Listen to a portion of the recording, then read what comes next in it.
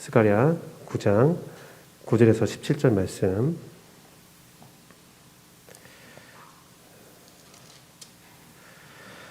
구약 1321페이지 저와 여러분이 한 절씩 교독하도록 하겠습니다. 스가랴 9장 9절에서 17절 말씀입니다. 다 함께 하나님 말씀 받습니다. 시온에 따라 크게 기뻐할지어다. 예루살렘에 따라 즐거이 부를지어다. 보라, 내 왕이 내게 임하시나니 그는 공의로우시며 구원을 베푸시며 겸손하여서 나귀를 타시나니 나귀의 작은 것 곧 나귀 새끼니라. 내가 에브라임의 병거와 예루살렘의 말을 끊겠고 전쟁하는 활도 끊으리니 그가 이방 사람에게 화평을 전할 것이요 그의 통치는 바다에서 바다까지 이르고 이브라데 강에서 땅끝까지 이르리라. 또 너로 말할진대 내 언약의 피로 말미암아 내가 내 갇힌 자들을 물없는 구덩이에 놓았나니 갇혀있으나 소망을 품은 자들아 너희는 요새로 돌아올지니라. 내가 오늘도 이르노라. 내가 내게 갑절이나 갚을 것이라. 내가 유다를 당긴 활로 삼고 에브라임을 끼운 화살로 삼았으니 시온아 내가 내 자식들을 일으켜 헬라 자식들을 치게 하며 너를 용사의 칼과 같게 하리라. 여호와께서 그들 위에 나타나서 그들의 화살을 번개같이 쏘아내실 것이며 주 여호와께서 나팔을 불게 하시며 남방 회오리 바람을 타고 가실 것이라. 만군의 여호와께서 그들을 호위하시리니 그들이 원수를 삼키며 물맷돌을 많을 것이며 그들이 피를 마시고 즐거이 부르기를 술 취한 것 같이 할 것인즉 피가 가득한 봉이와 같고 피 묻은 제단 모퉁이와도 같을 것이라. 이날에 그들의 하나님 여호와께서 그들을 자기 백성의 양떼같이 구원하시리니 그들의 왕관은 보석같이 여호와의 땅에 빛나리로다. 그의 형통함과 그의 아름다움이 어찌 그리 큰지 곡식은 청년을 새 포도주는 처녀를 강건하게 하리라. 아멘. 오직 예수님, 예수 그리스도의 은혜와 평강이 여러분의 삶에 특별히 여러분의 관계 가운데 충만할지어다. 저는 재원교회 성도님들이 가정과 직장과 사업장 모든 곳에서 관계의 축복이 넘치기를 간절히 바라고 기도합니다. 특별히 관계가 정말로 귀한 열매로 맺어지기를 바라는 마음이 있어요. 그래서 오늘도 우리가 하나님과의 관계가 연밀하게 또 평화롭게 세워지기 위하여서 하나님께 감사와 경배와 영광을 다 돌려드리고 오직 예수님만 전하고자 합니다. 여러분도 예수님이 마음에 충만하여서 삶 가운데 손과 발을 통해서 예수님을 전하는 그런 귀한 역사가 있기를 바라고 기도합니다. 평강이 재원교회에 충만할지어다. 오늘은 스가랴 9장 9절에서 17절 말씀을 가지고 왕이 임하실 때로 본 예수님의 모습 말씀을 전하고자 합니다. 지난주에 우리가 말씀을 살펴볼 때 여호와를 우러러본 자기 백성에게 어떻게 사역하신지를 살펴보았습니다. 우리가 예수님을 바라보면 예수님을 바라본 사람에게 어떻게 사역하시느냐, 예수님을 바라본 개인에게 말씀을 주셨고 그 안에 우상들을 제거하셨고 그를 지켜준다라는 말씀을 살펴보았습니다. 그렇다면 오늘은 어떤 말씀이냐? 오늘은 개인에게 역사하신 하나님의 은혜가 열방으로 확장되는 하나님의 사역의 모습이 펼쳐집니다. 하나님의 통치하심이 한 개인에게 머무는 것이 아니라 바다 끝에서 바다 끝까지, 땅 끝까지, 심지어는 유브라데강 자신을 지배했던 자들까지 하나님의 통치가, 하나님의 왕대심이 충만하다라고 말씀을 선포하고 있죠. 그리고 하나님은 특별히 그 일을 행할 때에 13절 말씀에서 나오는 것처럼 하나님께서는 이스라엘 백성, 자신의 백성을 이용하여서 헬라까지도 위협할 정도로 큰 역사를 이루실 것이다라고 선언하고 있습니다. 이것이 무엇이냐면, 어떤 뜻이냐면 지난주에 나에게 하나님께서 어떻게 역사하신다는 것을 보여줬잖아요. 그 하나님의 역사를 받은 개인이 그 개인을 통하여서 하나님께서 열방에 사역하는 모습을 오늘 본문을 통해서 선포하는 겁니다. 사랑하는 재원교회 성도 여러분, 여러분이 예수님을 나의 삶의 왕으로 모신다면 하나님은 여러분을 통해서 열방에서 역사하십니다. 여러분의 가정에서, 직장에서, 모든 관계에서 하나님은 역사하세요. 제가 그래서 오늘 특별히 여러분들에게 그리스도의 은혜와 평강이 있을지어다 하면서 선포하면서 특별히 관계에서 그것이 있게 해달라고 기도하고 있다라고 말씀드렸잖아요. 여러분이 관계한 모든 자들에게 예수님께서 여러분을 통해서, 나를 통해서 어떻게 사역하실지를 오늘 말씀을 통해서 알아보도록 하겠습니다. 주님은 먼저 왕으로 오셨죠. 9절 말씀을 함께 보니까 왕으로 모신 예수님의 모습이 나와요. 시온에 따라 크게 기뻐할지어다. 예루살렘의 딸들아 즐거이 부를지어다. 보라, 내 왕이 내게 임하시나니 그는 공을 이루시고 구원을 베푸시며 겸손하셔서 나귀를 타시나니 나귀의 작은 것 곧 나귀 새끼다. 이 말씀이 어떻게 성취되었냐면 마태복음 21장 5절 말씀에 이 말씀이 성취된 모습을 우리에게 보여주고 있습니다. 시온의 딸에게 이르기를 내 왕이 내게 임하나니 그는 겸손하여 나귀 곧 멍에 매는 짐승의 새끼를 탔도다 하라 하였느니라. 예수님께서 나귀를 타고 예루살렘에 들어오실 때에 스가랴 말씀에 기록된 왕 여호와는 바로 예수님이라는 것이 입증된 겁니다.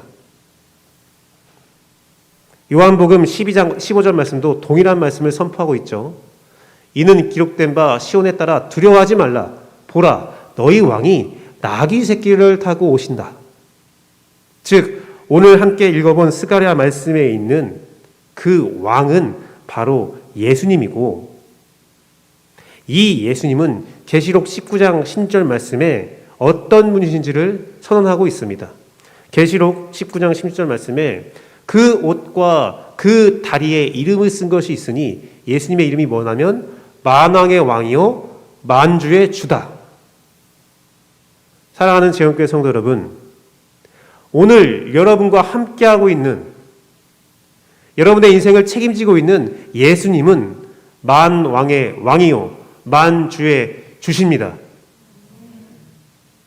그렇기 때문에 여러분은요, 이 사역 자체가, 여러분의 인생 자체가 단순히 내 작은 삶을 위해서 있는 것이 아니라 열방을 통치할 목적으로 여러분을 예수님이 만나주시고 문제를 해결해 주신다는 거예요.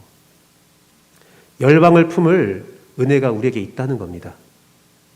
사랑하는 재원교회 성도 여러분, 여러분을 통해서 예수님께서 열방에 어떻게 사역하실지, 나를 통해서 이 귀한 구원의 역사가 어떻게 이루어지는지 말씀으로 살펴보도록 하겠습니다.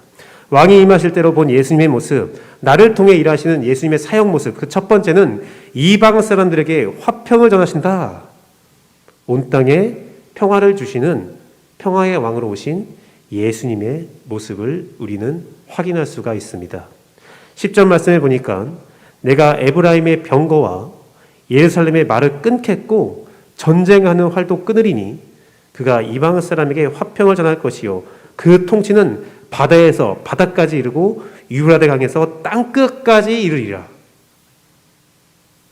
어떻게 하신다고 하십니까? 병거를 없애고 말을 없애고 전쟁의 활도 끊는다고 했어요. 화평을 전하신다고 하는데 이 화평은 히브리어 샬롬입니다. 샬롬. 샬롬이라고 인사하기도 하는데 그 샬롬이 뭐냐면 복지, 번영, 분쟁이 없음을 의미합니다. 예수님이 왕이 된다는 것은 모든 자에게 화평을 주고 모든 자에게 복지를 주고 모든 자에게 번영을 준다는 말씀이에요. 하지만 세상의 평화는 그러지 않아요. 팍스 로마라는 말이 있습니다. 로마의 평화라는 말이죠. 그건 무엇입니까? 절대적인 무기를 가지고 절대적인 힘을 가지고 누르고 억압하고 지배함으로 평화롭다. 나한테 다 꿇어 엎드려! 그게 평화로운 상태인 거죠. 오늘날 세계가 어떻습니까? 총성이 들리지 않는 보이지 않는 경제로 전쟁을 하고 있다고 하죠. 그런데 몇 주 전에 어떤 일이 벌어졌습니까?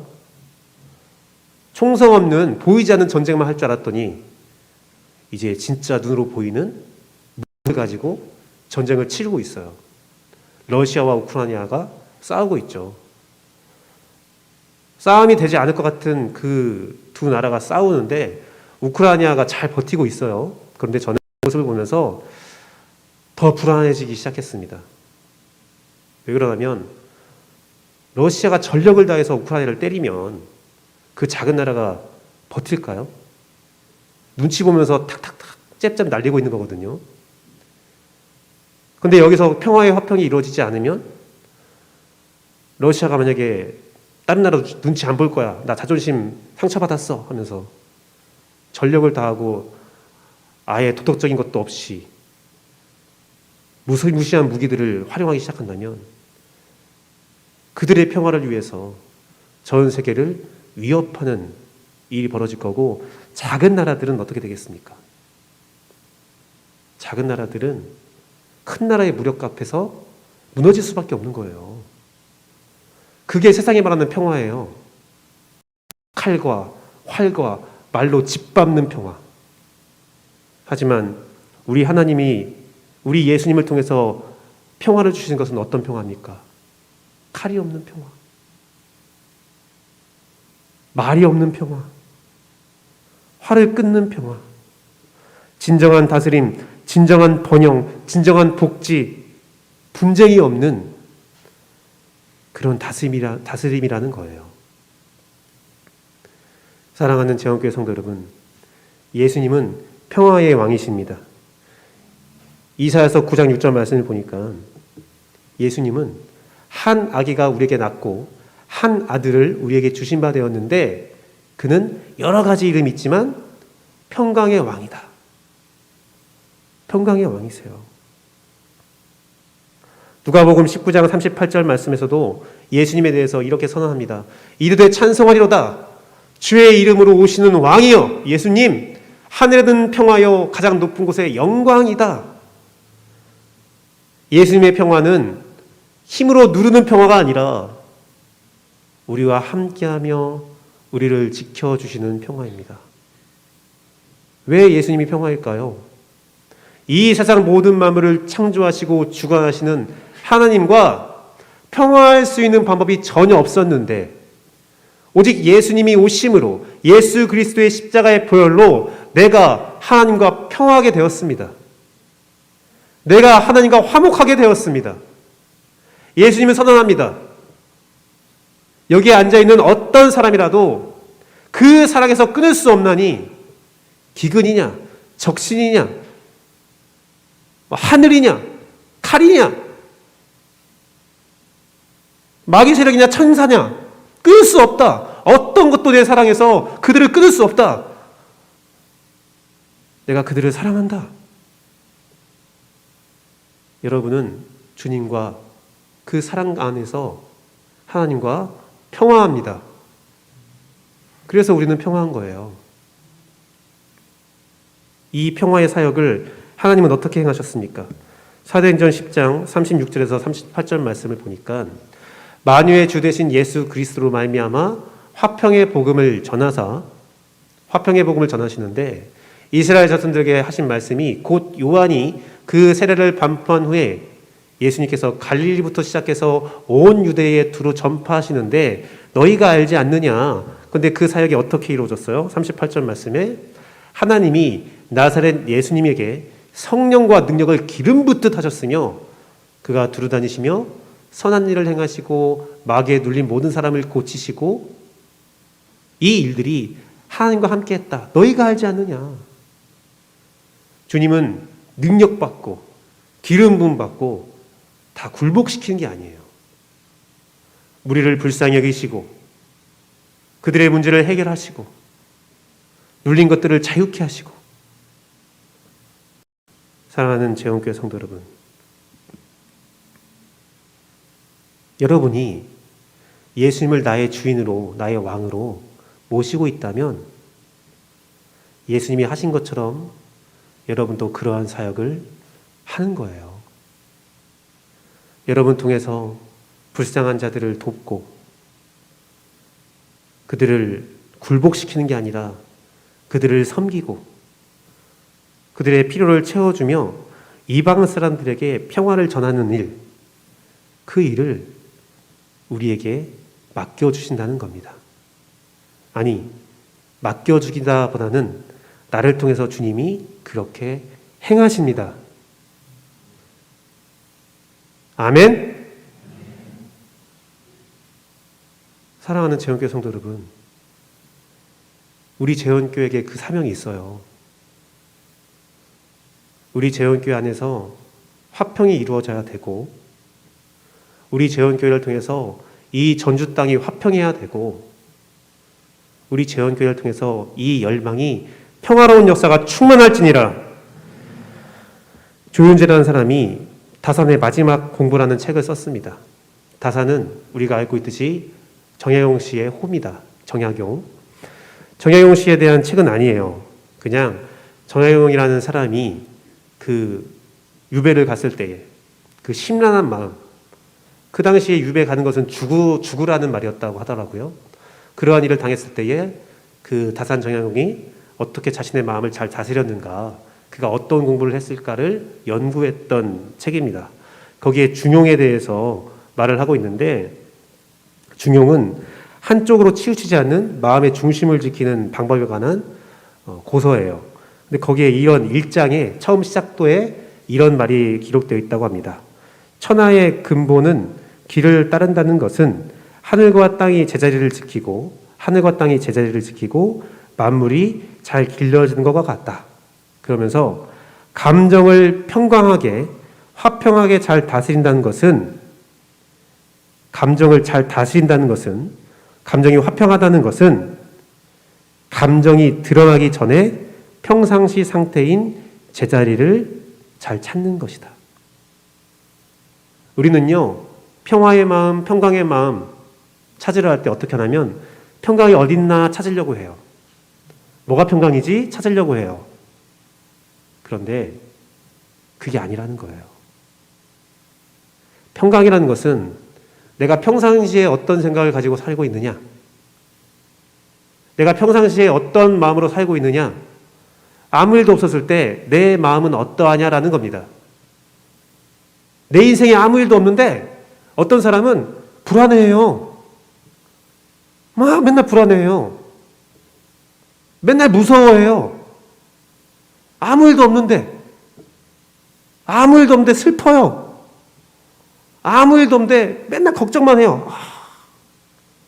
아직 일어날 일도 없는데, 어떤 역사도 일어나지 않았는데 혼자 걱정하고 근심하고 고민하고 힘들어하고 슬퍼하고, 그 사람에게 평강은 그게 평강이에요. 그래서야 되겠습니까? 그러면 안 된다는 거예요. 그래서 예수님이 우리에게 평강을 주실 때 어떤 거냐면, 예수님의 통치가 우리 안에 이루어지면 평상시에 우리가 예수로 인하여 마음이 평안한 거예요. 예수님이 나와 함께하니 어떤 세상의 풍파가 와도 나는 두렵지 않아. 예수님이 나와 함께하니 내 영혼 평안해. 나에게 환난과 곤고가 내 앞에 있다 할지라도 괜찮아. 예수님이 나와 함께하니 나는 괜찮아. 사람들이 궁금해하죠. 왜 이렇게 너는 마음이 평안해? 나 예수님과 함께하니 나 어떤 일이 있어도 괜찮아. 나는 담대해. 그게 평강이에요. 주님의 자리를 찾는 거죠. 내 삶의 창조의 규칙, 하나님의 형상이 회복되는 거죠. 주님이 나에게 주신 마음은 평강이지 불안이 아닙니다. 여러분 마음을 지배하는, 여러분의 일상을 지배하는 것은 불안이 아니라 평화입니다. 여러분의 마음을 지키십시오. 주의 평화가 여러분의 삶에 있는 바다와 바다 끝까지, 땅 끝까지 충만할지니라. 사랑하는 재원교회 성도 여러분, 왕이 임하실 때로 본 예수님의 모습. 예수님의 통치가 내 안에 이루어지면 예수님은 여러분을 통해서 이 평화의 사역을 행하시는 거예요. 평화하십시오. 두 번째는 소망을 품은 자들을 돌아오게 하신다라고 기록되어 있습니다. 천국의 은혜로, 천국의 소망으로 우리를 인도하시는 거예요. 12절 말씀을 보니까 이렇게 기록되어 있네요. 갇혀 있으나 소망을 품은 자들아 너희는 요새로 돌아올지라.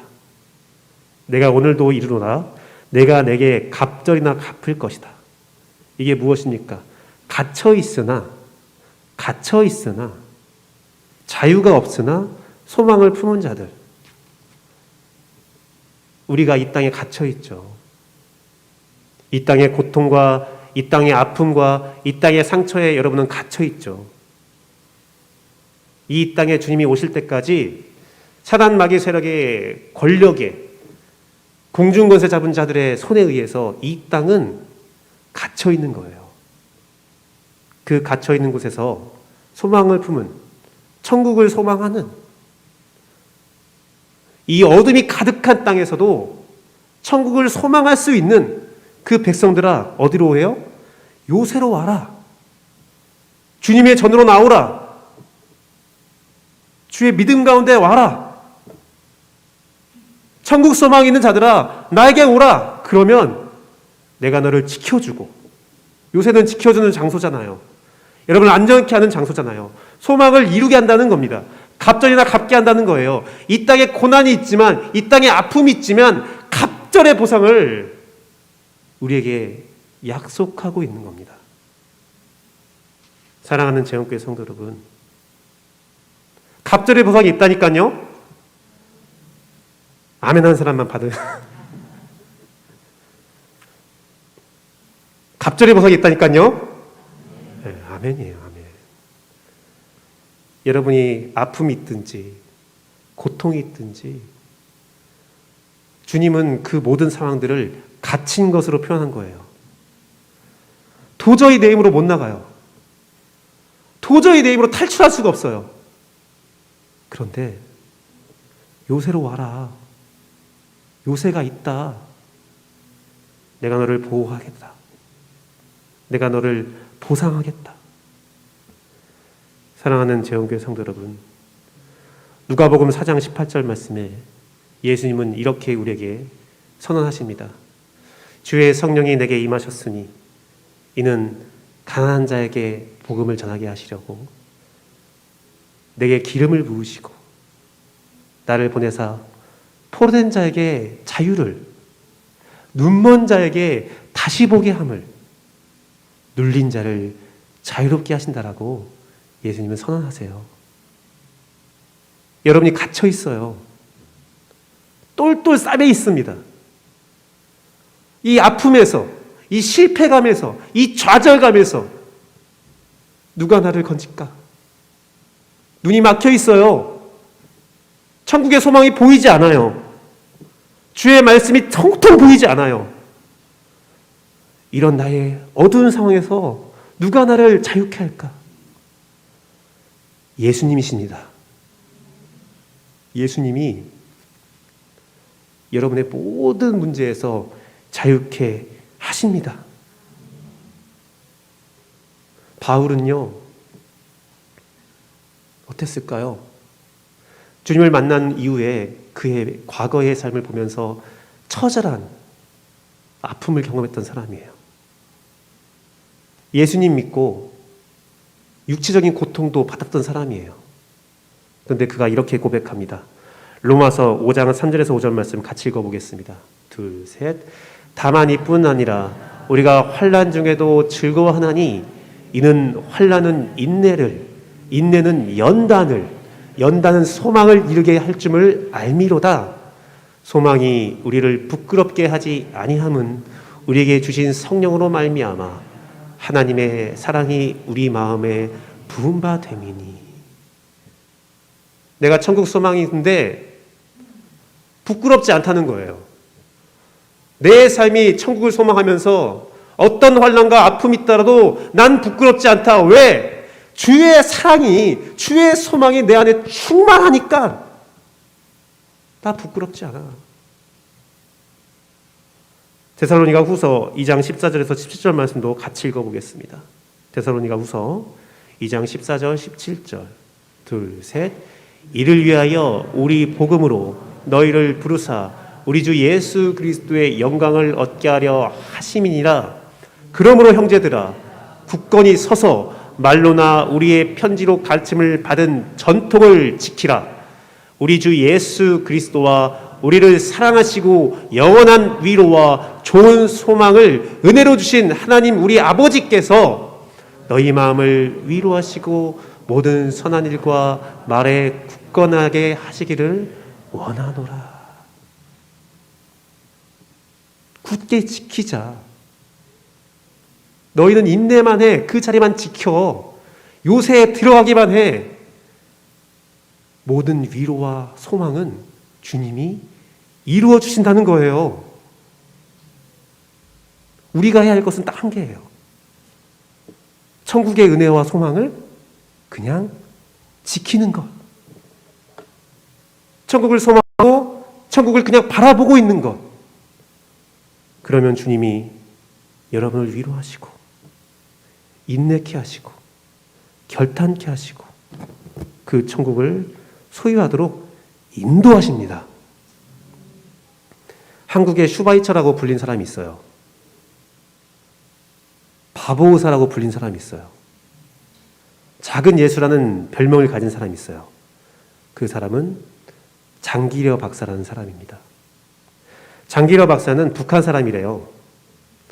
그런데 정말 신기하게도 북한에서 있을 때 그 북한이 종교를 탄압하잖아요. 믿는 자들을 죽이잖아요. 근데 김일성이 장기려는 살려놔. 장기려 박사는 예수님 믿게 해. 예배 드려도 괜찮아. 그 정도로 출중한 능력과 성품이 있은 거예요. 근데 그 사람이 6.25 전쟁 이후에 한국으로 넘어왔습니다. 그리고 그가 국민훈장도 받았고 아시아의 노벨상이라 불리는 막사이사이상을 수상받았대요. 그리고 많은 대학 병원에서 장기려 박사님 우리 학장 되어주세요. 우리 원장 되어주세요. 많은 러브콜이 있었다고 합니다. 그런데 그 성공과 명예가 보장되는 삶을 그냥 북한에 있었으면 김일성, 주치, 남한에 와도 좋은 대학병원 원장. 그런데 그 장기려 박사의 선택은 작은 기독교 병원인 고신대 복음병원. 그리고 그는 그 고신대 복음병원 옥탑방에서 기거했다고 합니다. 그 이유는 딱 한 가지입니다. 돈이 없어 치료받지 못하는 가난한 사람을 무료로 진료할 수 있게 해주는 것. 그 하나로 고신대 병원의 옥탑방에서 살다 돌아가신 거예요. 그런데 그의 위대함은 이걸로 끝나는 것이 아닙니다. 장기려 박사가 만든 것이 의료보험이래요. 전 세계에서 우리나라 의료보험이 최고야. 가난한 자도 치료받을 수 있는 그 의료보험. 그것을 장기려 박사가 만들었대요. 여러분은 알지도 못하는 사이에 이 세상에 우리 국민들은 다 장기려 박사의 은혜를 받고 있는 거예요. 그런데 그 장기려 박사가 이렇게 말했다고 합니다. 내 인생의 최대 기쁨. 첫 번째가 결혼. 결혼이 기쁨이라니. 저도 결혼이 기쁨입니다. 왜 웃으세요? 결혼. 너무 기뻤다. 두 번째 기쁨은 뭐였냐면 아들. 천하를 얻는 기쁨이었대요. 저는 그 기쁨은 없었지만 저는 천하를 2번 얻은 딸의 기쁨이 있습니다. 기쁨이 있대요. 그런데 장기려 박사가 세 번째 기쁨으로 말한 것을 말하면서 이렇게 말했어요. 첫 번째 기쁨도 두 번째 기쁨도 비할 수가 없다. 세 번째로 그가 말한 기쁨은 내가 예수님 믿고 죄를 회개하고 구원받은 기쁨. 다른 거 비교할 수 없다. 배우자가 아쉬워할 수도 있고 자녀들이 서운해할 수 있지만 장기라 박사는 예수님 믿고 회개하고 구원받은 기쁨, 그 천국의 소망, 천국의 기쁨이 가장 큰 기쁨이라는 거예요. 사랑하는 재원교회 성도 여러분, 이 땅은 점점 악해질 수밖에 없습니다. 성경이 말하는 이 땅의 결론은 멸망입니다. 고통과 환난이 끊임없이 있다가 우리는 멸망당할 수밖에 없는 위치에 있는데, 예수님은 그 환난의 끝에 대해서 이렇게 선언하십니다. 계시록 11장 15절 말씀이에요. 일곱째 천사가 나팔을 불매 하늘에 큰 음성이 나서 이르되 세상 나라가 우리 주와 주의 그리스도의 나라가 되어서 그가 세세토록 왕 노릇을 하리로다. 7번의 나팔을 불고 세상이 끝났는데 그 마지막 7번 나팔째에 예수님이 왕이 되신다. 왕이 되시는데 그 왕이 되신 예수님께서 어떻게 하시느냐? 예수님은 왕이 되고 난 어떻게 되느냐? 마태복음 24장 22절 말씀에 그 날들을 감하지 아니하면 모든 육체가 구원을 얻지 못할 것이나, 예수님이 왕으로 갈 때까지, 그때까지 환난과 고난이 계속되는데 그 날들의 고통을 감하지 않으면 모든 육체가 구원을 얻지 못하지만 택하신 자들을 위하여 그 날들을 감하시리라. 예수님께서 왕으로 등극할 때까지 환난과 고난이 있는데 그 환난과 고난을 여러분이 이겨서 그 소망이 이루어지도록 주님께서 여러분을 지켜주겠다. 고통을 감해주겠다. 내가 너와 함께하겠다. 그 약속을 하셨습니다. 이 땅에 아무리 우리를 가두고 우리를 못 살게 굴어도 여러분 다 천국 갈 수 있어요. 다 함께 천국 갑시다. 여왕이 임하실 때로 본 예수님의 모습, 온 땅에 평화를 전하시는 예수님이시고, 그리고 천국의 은혜로 우리를 인도하시는 예수님이세요. 마지막은 왕관의 보석같이 빛나게 하신대요. 빛나는 왕의 영광을 주시는 예수님이세요. 16절 말씀 보니까 이날에 그들의 하나님 여호와께서 그들을 자기 백성의 양떼같이 구원하시리니, 구원받은 백성, 그들이 왕관의 보석같이 여호와의 땅에 빛나리로다. 아멘. 여러분은요 다 하나님의 다이아몬드예요. 내가 좀 꼬질꼬질하고 내 삶이 다른 사람이 뭐라 하든 간에 내 삶에 기스가 많은 것 같고 내 삶이 아름답지 못해. 나의 삶에 왜 이러지? 나는 왜 이렇게 되는 일이 없지? 내 삶에는 왜 이렇게 아픔이 많지? 주님, 나의 삶의 가치는 왜 이렇게 하찮습니까? 그때 예수님께서 말씀하시는 거예요. 아니야, 너는 다이아몬드야. 아니야, 넌 사파이어야. 넌 루비야. 넌 황금 같은 빛나는 존재야. 지금 우리 재원교회에 몇 캐럿의 다이아몬드가 앉아있는지 대박 났습니다. 지금 우리는 그냥 다이아몬드도 아니에요. 왕관의 머리에 있는 가장 큰 것. 박물관 가면 막 보석들 있잖아요. 보석이 막 주먹만 하고 막 애기 머리통만 하고 막. 여러분이 그런 보석이라는 거예요. 주님께서 여러분을 그런 보석으로 만들어 주신대요. 누가복음 22장 28절 30절 말씀 보니까 6월절에 두려워 떨고 있는 제자들에게 우리의 미래가 어떻게 되지? 어떻게 되는 거지? 왜 예수님은 계속 죽는다고 말하지? 그런데 그들에게 이렇게 말씀하십니다. 너희는 나의 모든 시험 중에 항상 나와 함께 앉아있는즉 내 아버지께서 나라를 내게 맡기신 것 같이 나도 너에게 맡기겠다.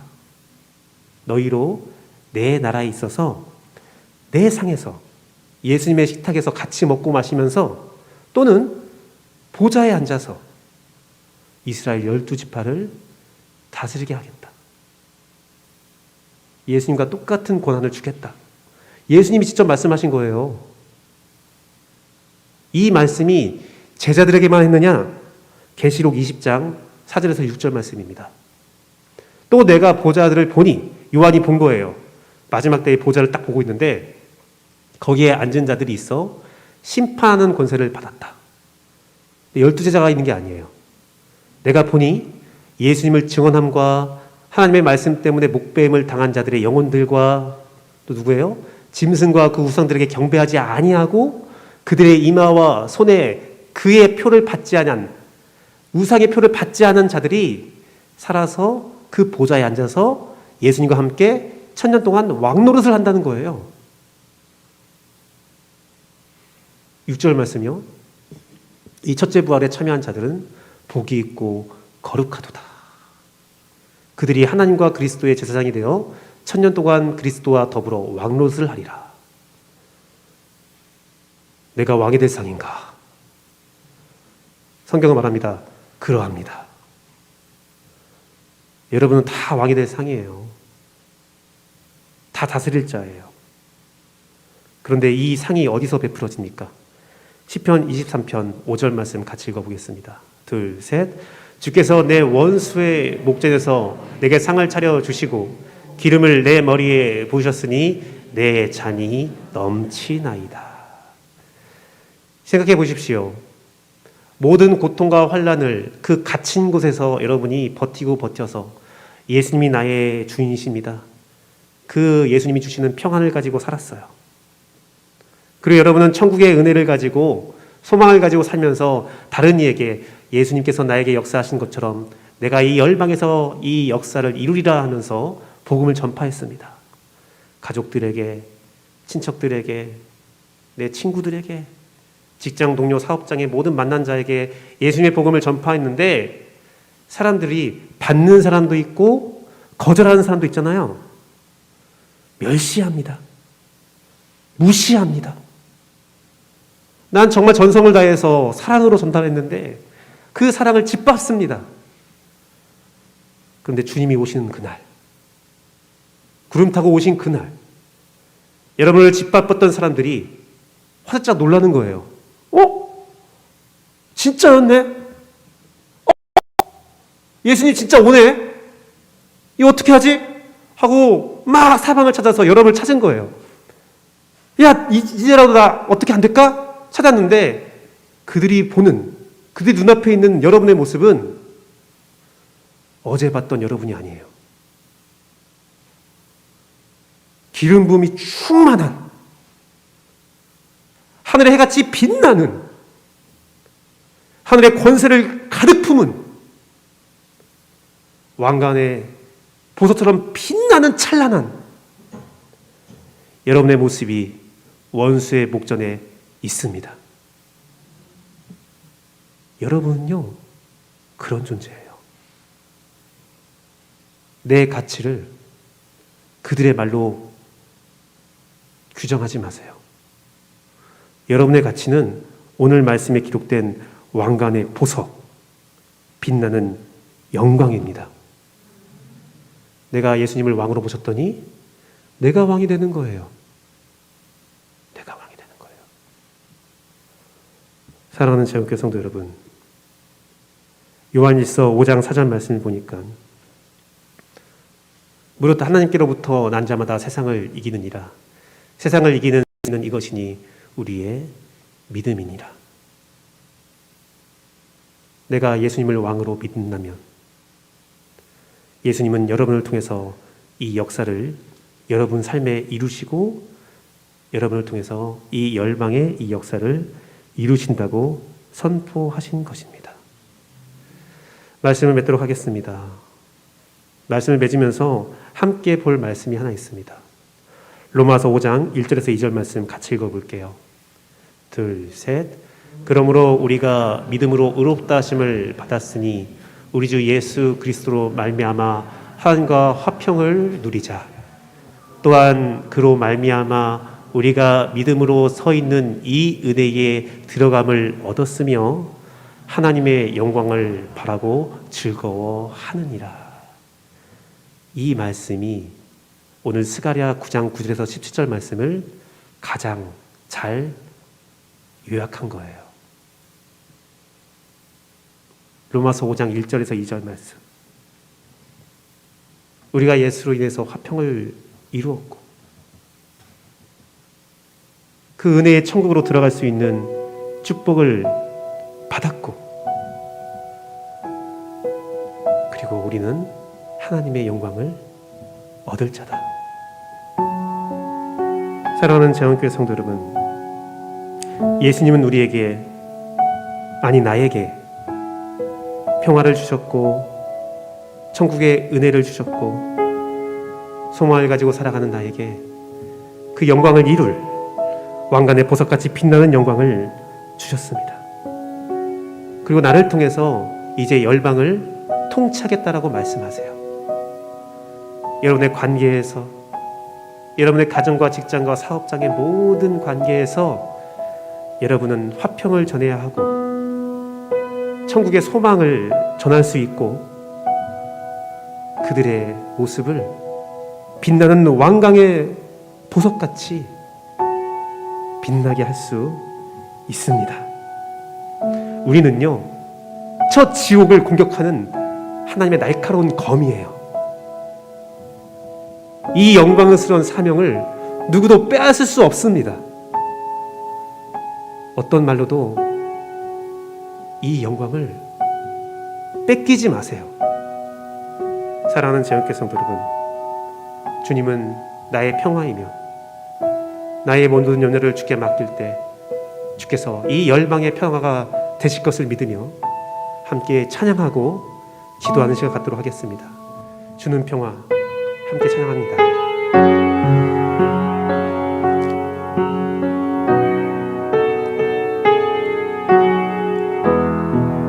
주는 평화,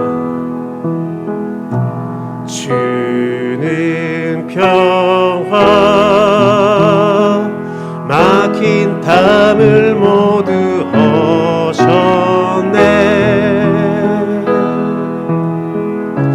주는 평화,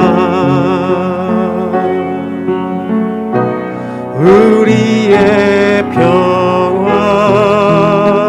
주는 평화, 주는 평화, 막힌 담을 모두 허셨네. 주는 평화, 우리의 평화. 염려 다 맡기라, 염려 다 맡기라. 주가 돌보시니. 주는 평화, 우리의 평화. 염려 다 맡기라. 주가 돌보시니. 주는 평화, 우리의 평. 염려 다 맡기라, 염려 다 맡기라.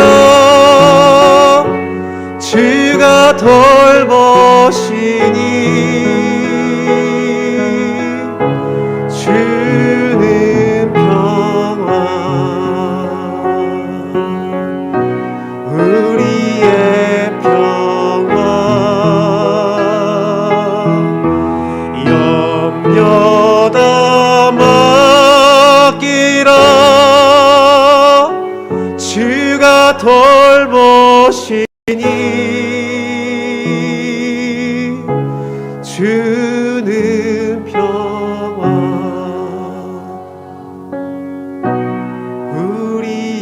우리 마지막 함께 고백합시다. 염려 다 맡기라, 염려 다 맡기라. 주가 돌보시니. 주는 평화,